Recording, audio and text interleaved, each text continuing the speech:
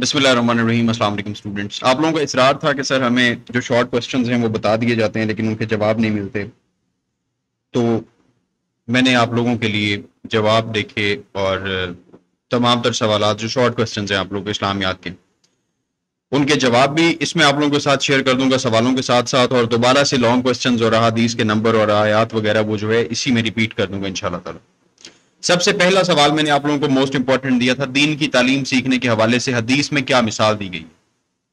حضور نبی کریم صلی اللہ علیہ وآلہ وسلم نے فرمایا، قرآن کی حفاظت کرنے والے کی مثال اڑتے ہوئے عطر طے پر ہے۔ عطر جو خوشبو ہوتی ہے، جس کی خوشبو اچھی ہوتی ہے، مزیدار بھی، اور جو شخص قرآن کو حفظ نہیں کرتا اس کی مثال گدھے کی ہے جو کتابوں کو سواری میں لاد کر چل دیتا ہے۔ دین کی تعلیم سیکھنے کے حوالے سے یہ حدیث دینی تعلیم اور قرآن کے حفظ کی اہمیت کو اجاگر کرتی ہے اور انسانوں کو قرآن مجید کو حفظ کرنے کی ترغیب دیتی ہے کہ وہ اس کو اپنی زندگی کا حصہ بنائیں اور اس کی تلاوت اور تدبر کا زیادہ سے زیادہ وقت دیں۔ دوسرا سوال ہے ہمارے پاس، آپ حضور صلی اللہ علیہ وآلہ وسلم کی بیٹیوں کے نام۔ حضور اکرم صلی اللہ علیہ وآلہ وسلم کے 3 بیٹیوں کے نام درج ذیل ہیں، فاطمہ الزہرا رضی اللہ تعالیٰ عنہ، رقیہ رضی اللہ تعالیٰ عنہ اور ام کلثوم رضی اللہ تعالیٰ عنہ اور زینب رضی اللہ تعالیٰ عنہ۔ 4 نام ہیں، یہ آپ لوگوں نے یاد کر لینے ہیں۔ مسلمان خواتین کے لیے حجاب کے حکم میں کیا فوائد اور حکمت موجود ہے؟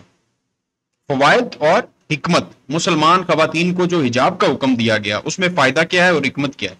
انسانی حیثیت کا احترام، سب سے پہلی چیز حجاب مسلمان خواتین کو انسانی حیثیت کا احترام حاصل کرنے میں مدد فراہم کرتا ہے۔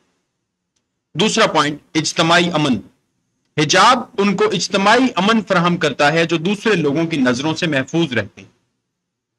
تیسرا ہے دینی احکام کی پیروی، حجاب اسلامی شریعت کے اہم حصے میں سے ایک ہے اور مسلمان خواتین کو دینی احکام کی پیروی کرنے میں مدد فراہم کرتا ہے۔ تواضع اور پرہیزگاری، حجاب ان کو تواضع اور پرہیزگاری سکھاتا ہے، ان کو دنیاوی زیبائی کی تقاضے سے بہرا کر روحانیت کی ترقی کی طرف مائل کرتا ہے۔ روحانیت کی ترقی، پرہیزگاری ہوتی ہے، تواضع ہوتا ہے۔ فریضہ، حجاب ایک اسلامی فریضہ ہے، اس کی پابندی کرنے سے مسلمان خواتین اپنے ایمان کی تسلی بھی حاصل کرتی ہیں اور آخرتی بھلائی بھی کامیاب ہوتی ہیں، آخرت کی بھلائی بھی مل جاتی ہے۔ یہ ہیں احکام حجاب کے، جس کا فائد کیا ہے اور حکمت اس میں کیا ہے۔ اس کے بعد ہمارا سوال ہے، میثاق مدینہ سے کیا مراد ہے؟ میثاق مدینہ ہجرت کے بعد اسلامی تاریخ کا اہم واقعہ ہے جو مدینہ منورہ میں ہوا تھا۔ اس واقعہ میں حضور محمد صلی اللہ علیہ وآلہ وسلم اور مدینہ کے مختلف قبائل کے رہنے والے مسلمانوں کے درمیان ایک معاہدہ طے ہوا جس میں منصوبہ بندی کی گئی کہ وہ ایک دوسرے کی حمایت کریں گے اور متعین شرعی اصولات کے مطابق امر برآمد کریں گے۔ یہ واقعہ مسلمانوں کے لیے اہم تھا کیونکہ اس نے مسلمانوں کے درمیان اتحاد کو مضبوط کیا اور ان کی مشترکہ سیاسی اور اقتصادی حیثیت کو تعین کیا۔ یہ ہے میثاق مدینہ۔ اس کے بعد ہے سوال، تعلیم قرآن کی فضیلت میں کسی ایک آیت یا حدیث کا ترجمہ لکھیں۔ حضور اکرم صلی اللہ علیہ وآلہ وسلم نے فرمایا، قرآن کو تلاوت کرتے رہو کیونکہ یقیناً قیامت کے دن یہ اپنے کاریوں کے لیے شفاعت کرنے والا ہوگا۔ تعلیم قرآن کی فضیلت، اس میں ایک حدیث ہے۔ 2 مسلمان گروہوں میں باہم لڑائی میں دیگر مسلمانوں کے لیے ہدایات دی گئی ہیں۔ کون سی ہدایات ہیں؟ اسلام میں 2 مسلمان گروہوں کے درمیان لڑائی کی صورت میں خصوصی حکمت ہے، ان دونوں کو روایتی طور پر اختلافی صورتحال کے بجائے صلح اور مصالحت کے راستے پر لے جاتا ہے۔ نیچے دیے گئے اقوال حضور اکرم صلی اللہ علیہ وآلہ وسلم اور قرآن میں اہم ہدایات ہیں جو مسلمانوں کے لیے ہمیشہ لڑائی سے پرہیز کرنے کو کہتے ہیں۔ قرآن میں اللہ تعالیٰ فرماتے ہیں، اگر 2 گروہ مومنوں کے درمیان لڑائی ہو جائے تو ان کو صلح کروا دو۔ سورۃ الحجرات آیت نمبر 9۔ حضور اکرم صلی اللہ علیہ وآلہ وسلم نے فرمایا، مسلمان کسی دوسرے مسلمان کو قتل نہ کرے، نہ اس کے آگے بربری کرے، نہ اس کے پیچھے چغلی کرے، نہ کسی کو اس کے مال میں زیادتی کرے اور نہ کسی سے دوستی ٹالے۔ صحیح بخاری۔ حضور اکرم صلی اللہ علیہ وآلہ وسلم نے فرمایا، مسلمان دوسرے مسلمان کو دکھ نہ دے، نہ اسے ذلیل کرے اور نہ اس پر جھوٹ بولے۔ صحیح مسلم۔ یہ ہے 2 گروہوں کے درمیان اگر لڑائی ہو جاتی ہے تو اس سے متعلق احادیث اور قرآن پاک کی آیت۔ صلح نامہ حدیبیہ کی 2 شرائط تحریر کریں۔ یہاں پر ہمارے پاس پہلی شرط ہے لم یکن جہرم المسلمی، یہ معاہدے کی پہلی شرط تھی، اور اس کا مطلب کیا تھا کہ کسی مسلمان کو حج ختم کرنے، قرآن کی تلاوت کرنے یا اسلامی رسومات کی پابندی کے سبب سے کسی بھی قوم کے ساتھ تجارت یا تعلقات قائم نہ ہوں۔ دوسری شرط کیا تھی؟ جس کا مطلب تھا کسی مشرک کو مسلمانوں کے ساتھ تجارت کرنے یا تعلقات بنانے کی پابندی نہیں رہے گی۔ اس کے بعد نبی کریم صلی اللہ علیہ وآلہ وسلم کی دعوت پر 4 ابتدائی مسلمان ہونے والوں کے نام لکھیے۔ حضرت خدیجہ بنت خویلد رضی اللہ تعالیٰ عنہ، حضرت علی بن ابی طالب رضی اللہ تعالیٰ عنہ، حضرت زید بن حارث رضی اللہ تعالیٰ عنہ اور حضرت ابو بکر صدیق رضی اللہ تعالیٰ عنہ۔ یہ 4 نام ہیں جو کہ آپ نے یاد کرنے ہیں۔ یہ 4 شخصیات حضور نبی کریم صلی اللہ علیہ وآلہ وسلم کی پہلی مسلمانوں میں تھے جو ان کی دعوت پر ایمان لائے اور ان کی روحانی رہنما بنے۔ قرآن اور حدیث میں غیبت کو سخت گناہ کیوں قرار دیا گیا ہے؟ غیبت ایک ایسا گناہ ہے جس کے مرتکب کو اللہ تعالیٰ باوجود ندامت اور توبہ کے اس وقت تک معاف نہیں کرتا جب تک وہ شخص معاف نہ کر دے جس کی غیبت کی گئی ہو۔ چاہے ندامت ہو، شرمندگی ہو یا توبہ کر لیں، اللہ تعالیٰ کی ذات اس چیز کو تب تک معاف نہیں کرے گی جب تک وہ شخص نہ معاف کر دے جس کی غیبت کی گئی۔ یہی وجہ ہے کہ شریعت میں غیبت کو تمام کبائر سے زیادہ مہلک اور سنگین گناہ قرار دیا گیا ہے۔ اکثر یہ بھی دیکھنے میں آیا ہے کہ ایک شخص غیبت کرتا ہے اور جب اس سے کہا جاتا ہے غیبت نہ کرو تو وہ کہتا ہے میں تو اس شخص کا صحیح عیب بیان کر رہا ہوں، یہ غیبت نہیں ہے۔ حالانکہ غیبت کے بارے میں حضور نبی اکرم صلی اللہ علیہ وآلہ وسلم نے فرمایا تمہیں معلوم ہے غیبت کیا چیز ہے؟ لوگوں نے عرض کیا اللہ تعالیٰ اور رسول صلی اللہ علیہ وآلہ وسلم کو اس کا بہتر علم ہے۔ ارشاد فرمایا غیبت یہ ہے کہ تو اپنے بھائی کے بارے میں ایسی بات کہے جو اسے بری لگے۔ کسی نے عرض کیا اگر میرے بھائی میں وہ برائی موجود ہو تو کیا اس کو بھی غیبت کہا جائے گا؟ حضور اکرم صلی اللہ علیہ وآلہ وسلم نے فرمایا جو کچھ تم کہتے ہو اگر اس میں موجود ہے تو جبھی تو یہ غیبت ہے، اگر تم ایسی بات کہو جو اس میں موجود نہ ہو تو یہ تو بہتان ہے، الزام لگا رہے ہو۔ یہ ہے قرآن اور حدیث میں غیبت کو سخت گناہ کیوں قرار دیا گیا ہے حدیث اور قرآن مجید کی روشنی میں۔ بیعت رضوان کی وجہ تسمیہ بیان کیجیے۔ آپ حضور صلی اللہ علیہ وآلہ وسلم نے ایک درخت کے نیچے بیٹھ کر تمام جانثاروں سے بیعت لی کہ جب تک حضرت عثمان کا قصاص نہیں لیں گے اس جگہ سے نہیں ہلیں گے، مرتے دم تک حضرت محمد صلی اللہ علیہ وآلہ وسلم کا ساتھ دیں گے۔ اس بیعت کو بیعت رضوان کہتے ہیں اور وہ درخت شجرۃ الرضوان کہلاتا ہے۔ قرآن پاک کو سورۃ الفتح میں اس واقعہ کی طرف اشارہ موجود ہے۔ قرآن حکیم میں غیر محرم سے گفتگو کے ضمن میں ازواج مطہرات کو کیا ہدایت دی گئی ہے؟ یہ ہے ہمارا نیکسٹ کوسچن۔ قرآن حکیم میں غیر محرم سے گفتگو کے ضمن میں ازواج مطہرات کو کیا ہدایت دی گئی ہے؟ قرآن حکیم میں غیر محرم سے گفتگو کے ضمن میں ازواج مطہرات کو چند اہم ہدایات دی گئی ہیں جو ان کی پیشہ ورانہ اور اجتماعی رویے کو مد نظر رکھتے ہیں۔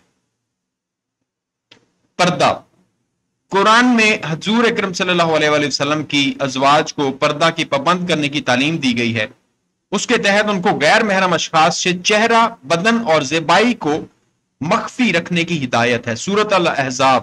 سوال ہے ہمارا قرآن حکیم میں غیر محرم سے گفتگو کے ضمن میں ازواج مطہرات کو کیا ہدایت ہے؟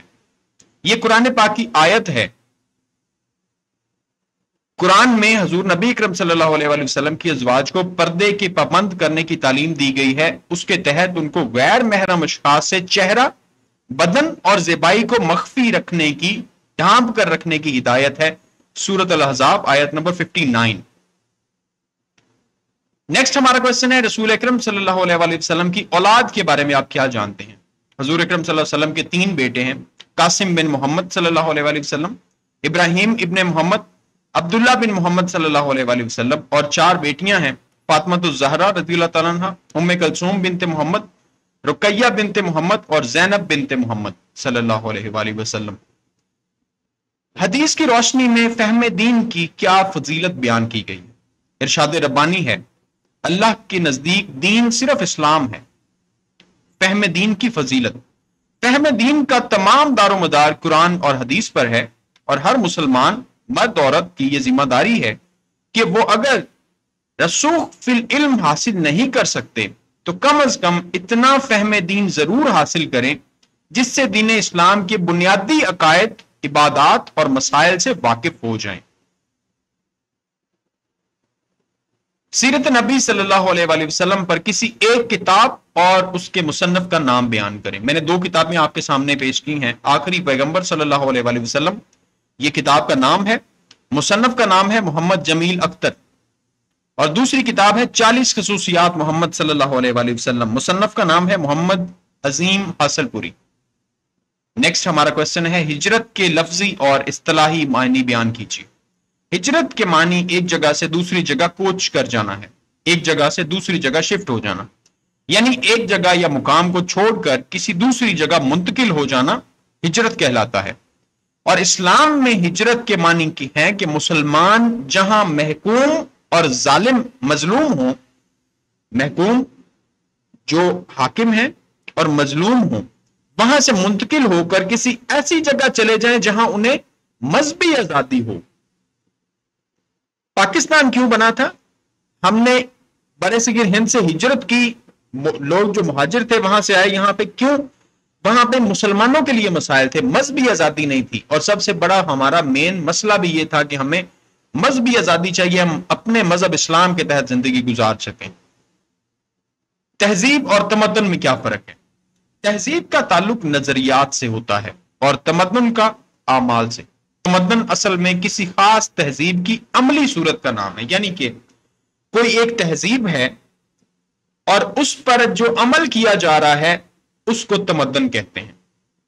تہذیب اصل ہے اور تمدن اس سے پھوٹنے والی شاخ ہے جو کسی مخصوص جغرافیائی ماحول میں پیدا ہوتی ہے۔ ہر جغرافیائی ماحول کی اپنی اپنی تہذیب ہوتی ہے اور اس تہذیب پر عمل کرنے کو تمدن کہتے ہیں۔ جملہ فعلیہ کے 2 اہم حصے کون سے؟ جملہ فعلیہ کون سا ہے؟ جس میں فعل ہو، فعل کسے کہتے ہیں؟ کام کو۔ 2 اہم حصے کون سے ہیں؟ جملہ فعلیہ کے بنیادی اجزاء جو ہوتے ہیں وہ 3 ہوتے ہیں، فاعل، فعل اور مفعول۔ لیکن جملہ فعلیہ کے جو 2 اہم حصے ہیں وہ فاعل اور فعل ہوتا ہے۔ فاعل کام کرنے والا اور فعل ہوتا ہے کام۔ جملہ فعلیہ کون سا ہے؟ جس میں ایک کام کرنے والا ہو اور وہ کوئی کام کر رہا ہو، اسے ہم جملہ فعلیہ کہتے ہیں۔ اس کے بعد ہمارا اگلا سوال ہے، مرکب اضافی کی 2 مثالیں بیان کریں۔ مرکب اضافی، مرکب اضافی میں 2 لفظ ہوتے ہیں، پہلے لفظ کو مضاف کہتے ہیں اور بعد والے کو مضاف الیہ کہتے ہیں۔ مثال، دولت فراز۔ اب یہاں پہ لفظ زیر کا استعمال ہے، یہ جو زیر لفظ ہے یہ کا کی کے سے نکالا گیا ہے اور اس کا معنی بیان کرتا ہے۔ دولت فراز، فراز کی دولت، دولت مضاف ہے اور فراز مضاف الیہ ہے۔ مرکب اضافی، مرکب اضافی کو آپ نے لازمی ذہن میں رکھنا ہے۔ دولت فراز، فراز کی دولت۔ مثال یہاں پہ نیچے ہے، محل ایاز، ایاز کا محل، قلم کامران، کامران کا قلم، دولت فراز، فراز کی دولت۔ 2 سے 3 چیزیں جو میں نے یہ آپ لوگوں کو 4 مثالیں دی، ان میں سے کوئی بھی 2 مثالیں آپ وہاں پہ اس طرح سے لکھ دیجئے گا، ڈیفائن کرنے کی ضرورت نہیں ہے، اگر ڈیفائن کر دیں گے تو اچھا امپریشن پڑے گا، نمبر آپ کو 2 مل جائیں گے۔ مرکب توصیفی، اب دیکھیں مرکب اضافی کیا ہے؟ جو کسی چیز کے ساتھ کسی چیز کا اضافہ ہے اور اسے بیان کر رہا ہے، اور مرکب توصیفی کیا ہے؟ جو کسی اسم کی صفت بیان کر رہا ہے، مرکب توصیفی کہلاتا ہے۔ صفت کوئی بھی خاصیت ہوتی ہے جسے آپ صفت کہتے ہیں، ایسے مرکب جو اسم صفت اور موصوف سے مل کر بنتے ہیں، گرامر کی زبان میں مرکب توصیفی کہتے ہیں۔ سرخ پھول، سیاہ رنگ، سیاہ رات، نیک لڑکا۔ سرخ، سیاہ اور نیک یہ صفت ہے، اور پھول، رات اور لڑکا یہ موصوف ہے۔ پھول ایک چیز ہے اور رنگ اس کا سرخ ہے، یہ اس کی صفت ہے۔ لڑکا ایک شخص ہے، نیک لڑکا ہے، یہ اس کی صفت ہے کہ وہ نیک ہے۔ اس طرح سے جو اسم تو مرکب توصیفی ہے اس میں ایسا اسم جس میں صفت اور موصوف 2 ہوں۔ اس کے بعد مرکب توصیفی کے 2 اہم حصے کون سے ہیں؟ 2 اہم حصے کون سے؟ صفت اور موصوف۔ ایک موصوف ہے جس کے بارے میں بات کی جا رہی ہے، اور دوسرا اس کی صفت ہے، اور مرکب توصیفی کے یہ دو اہم حصے۔ نیکسٹ ہمارا کوشچن ہے ازواج مطہرات کن معنوں میں امت کے مومنین کی مائیں ہیں؟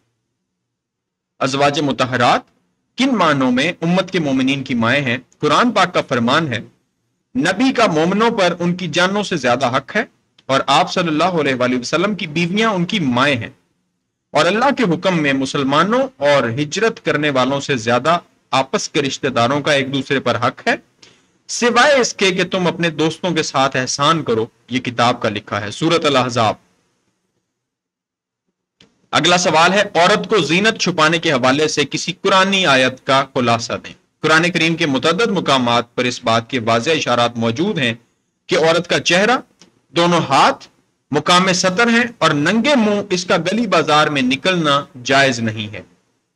اس سلسلے میں سب سے پہلے سورۃ نور آیت نمبر 13 میں ارشاد الہی ہے، اور اے پیغمبر مسلمان عورتوں سے کہہ دیجئے اپنی نگاہ نیچی کریں اور اپنی عصمت میں فرق نہ آنے دیں، اپنی زینت ظاہر نہ کریں سوائے اس کے جو خود بخود ظاہر ہو جائے، اور انہیں چاہیے کہ وہ اپنے سینوں پر آنچل کا پلو ڈالے رکھیں، دوپٹے کا پلو ڈالے رکھیں۔ یہ سورۃ نور آیت نمبر 13 ہے، عورت کو زینت چھپانے کے حوالے سے قرآنی آیت کا خلاصہ۔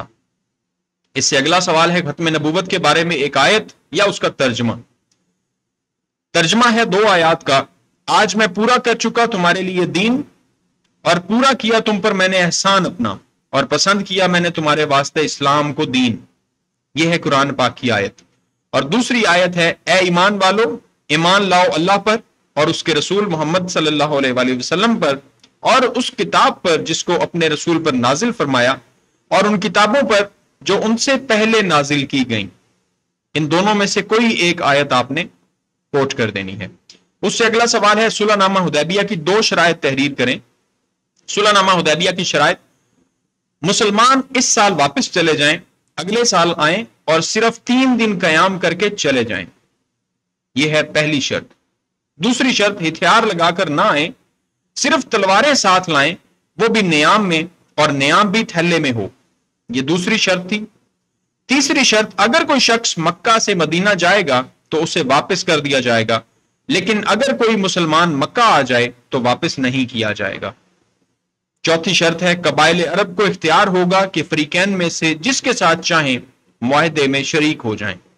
اور 5ویں شرط تھی صلح نامہ کی مدت 10 سال ہوگی، اس عرصے میں کوئی فریق دوسرے فریق کے جان و مال پر معترض نہ ہوگا، اور باہم امن و امان سے رہیں گے۔ اس سے اگلا سوال ہے تہذیب کے لغوی اور اصلاحی معنی بیان کریں۔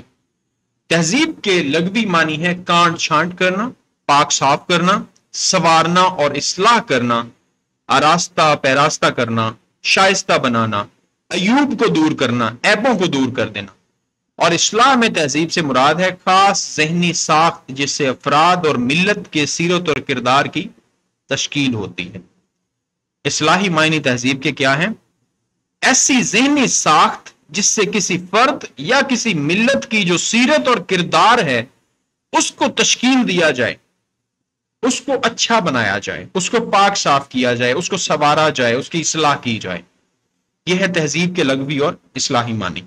مسلمانوں کے باہمی تعلقات کے حوالے سے سورۃ الحجرات میں کیا احکام بیان ہے؟ اے ایمان والو بہت بدگمانیوں سے بچو، یقین مانو کہ بعض بدگمانیاں گناہ ہیں، اور بھید نہ ٹٹولا کرو، اور نہ تم میں سے کوئی کسی کی غیبت کرے۔ کیا تم میں سے کوئی اپنے مردہ بھائی کا گوشت کھانا پسند کرتا ہے؟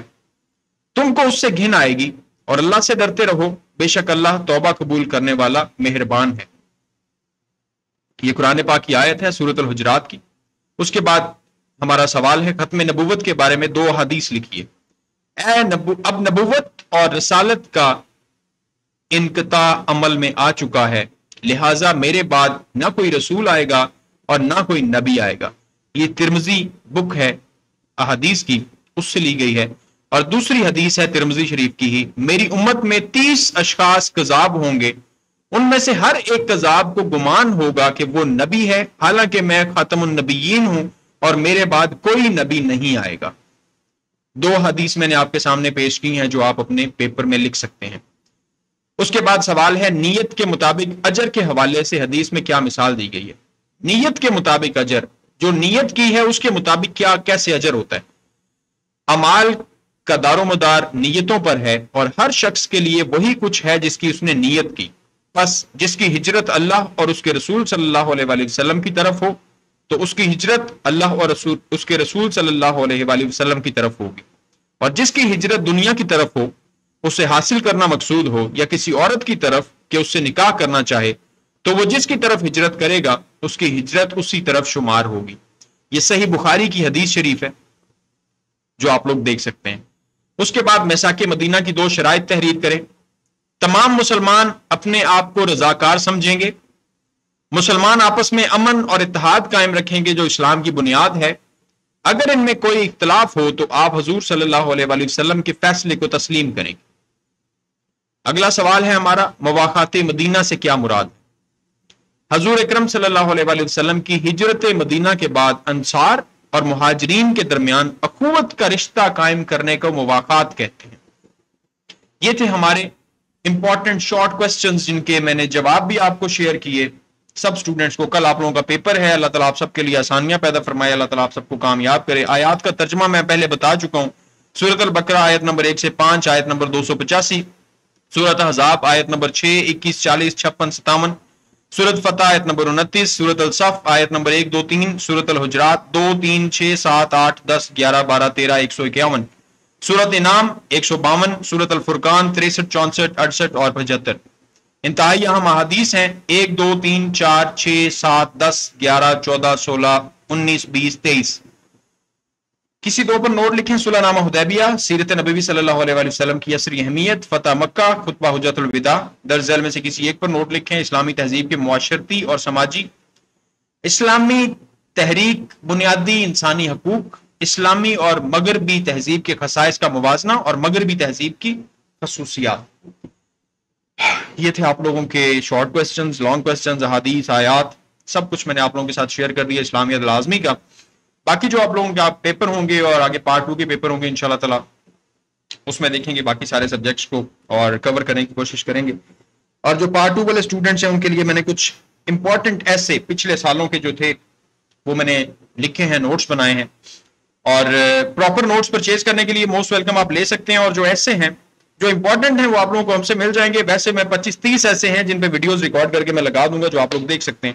اللہ تعالیٰ آپ سب کے لیے آسانیاں پیدا فرمائے, اللہ تعالیٰ آپ سب کو کامیاب کرے. میرے لائک اور کوئی بھی حکم ہو پیپروں میں آپ لوگوں کے لیے ہر ٹائم کھڑا ہوں, ہر ٹائم کھڑا ہوں, آپ لوگوں کی ہر ایک سبجیکٹ میں ہیلپ آؤٹ آپ کو کر رہا ہوں. اللہ تعالیٰ آپ سب کے لیے آسانیاں پیدا فرمائے. چینل کو یا سبسکرائب کر لیجیے گا لازمی. خدا حافظ.